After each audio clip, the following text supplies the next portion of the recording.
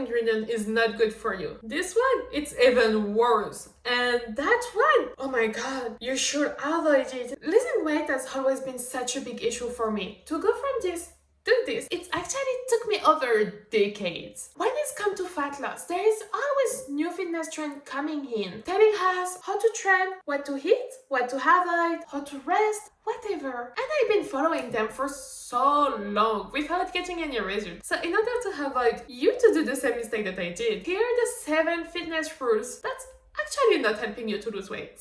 Let's go. The less you eat, the better?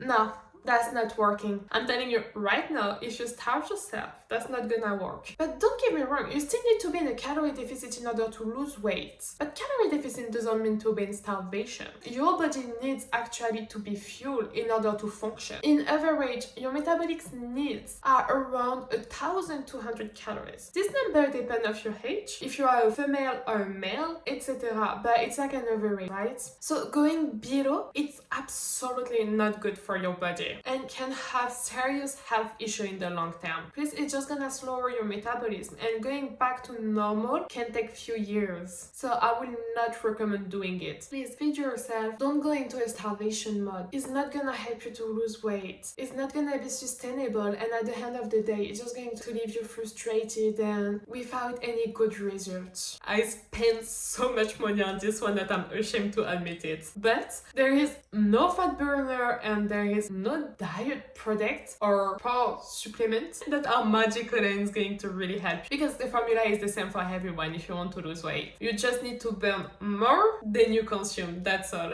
No product is going to help you with this. They can maybe push you a bit further, but I'm not even sure. To be honest, I've been trying so many of them without seeing any results. Let's be honest, as soon they start to put the label healthy, diets, proteins, whatever, just the price is going up for no special reason. And I think one of the best examples for it is the yogurts. Let's compare a basic 0% Greek yogurt to the high protein one from Danone. As we can see, the macros are quite identical. They have almost the same amount of calories for 9.4 grams of protein each. But what's about the price? The 0% costs about €6 per kilo, while the high protein version is about €10 per kilo. So that's almost a double for the same nutrition. So I think we can agree like that the difference is so little that it doesn't especially worth to spend £4 extra for just a label, because at the end of the day it's what it's about. And you see how those protein bar, like high proteins, no sugar, mean to be healthy, actually kept my sugar addiction alive, like big time. Because the time I was consuming them, there was a time where everything was on point. Training was on point, nutrition was on point, like I wasn't eating any industrial food, I was focusing on whole food. The only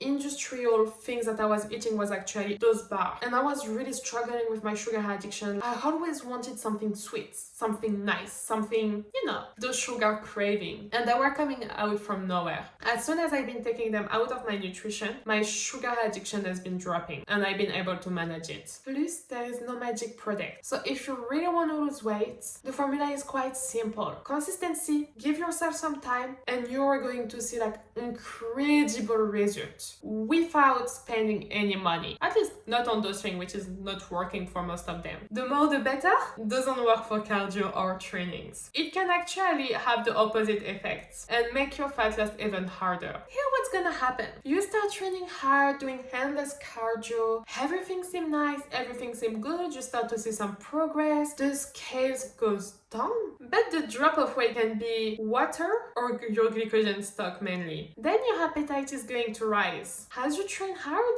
you heard that little voice in your shoulder be like, hey, you deserve that little treat.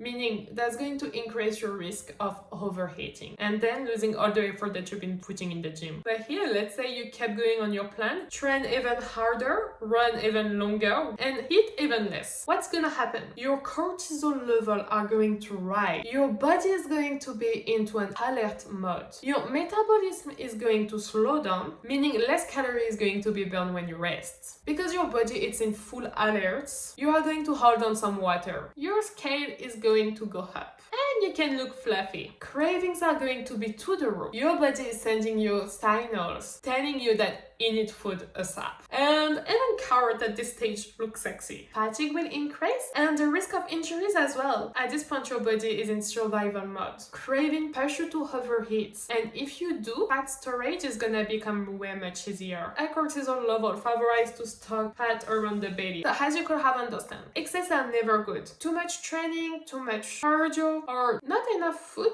won't lead to any good results. Food shaming is a big one. When you look on social media, you always heard like, that group of ingredients is not good for you. This one, it's even worse. And that one, oh my god, you should avoid it. It's really bad for you too. Well, first, they have nothing related to what they've been accused, most of the time. For so long, we've been hearing that fat, oh my god, it's really bad for you. Carbs is going to make you gain weight. But at the end of the day, no. What's make you gain weight? It's overeating. You can get it from everything. You can eat healthy and still gain weight. Because that just means you've been consuming more than you burned. That's all. You know that trend saying that pleasure food was your enemy? Actually, no, you still need to have pleasure on your diet in order to be sustainable. Because restriction leads to obsession. If you take out all the food that you like, it's not gonna be sustainable in the long run because you are going to have craving. That's not healthy. Everything comes down to balance. And I don't know if you remember, but for years they were shaming the carrots, telling you like, it's too sweet, if you want to lose weight, you should not be eating carrots, blah blah blah. And they were making like such a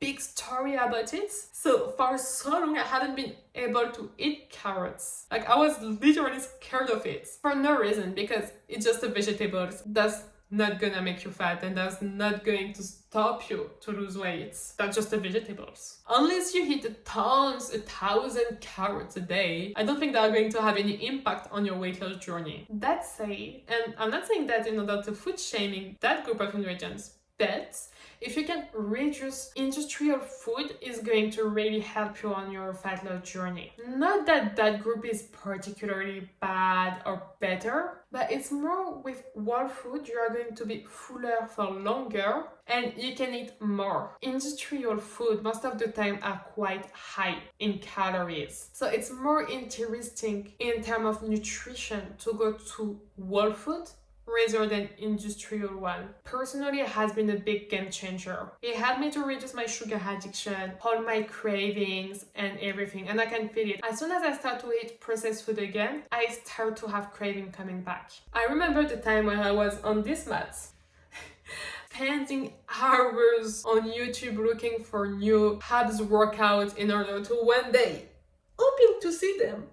But the reality is, abs are made in the gym, revealed in the kitchen. And that's so true. All the video that you see on YouTube, whatever, telling you 10 minutes ab workout, get abs in 15 minutes, or whatever, is not gonna be magical because most of us have already abs. It's just hidden because of fat, all related to this. Abs are visible only if you have a low body fat percentage. That's all. And in fact, I got mine. I'm not sure you're gonna see it with the light, but I got mine without training them. If you go to the gym, you train hard, you don't need to train your abs in order to have them. Compound movements, train them enough. I do train them sometimes because I like it, but that's different. Like, I did get my first abs without working them. So don't waste your time watching all those videos telling you can get abs in 10 minutes. No point. Every time I'm trying to lose weight, my Instagram feed is full of food. There is plenty of healthy recipes that look all so delicious that I want to try.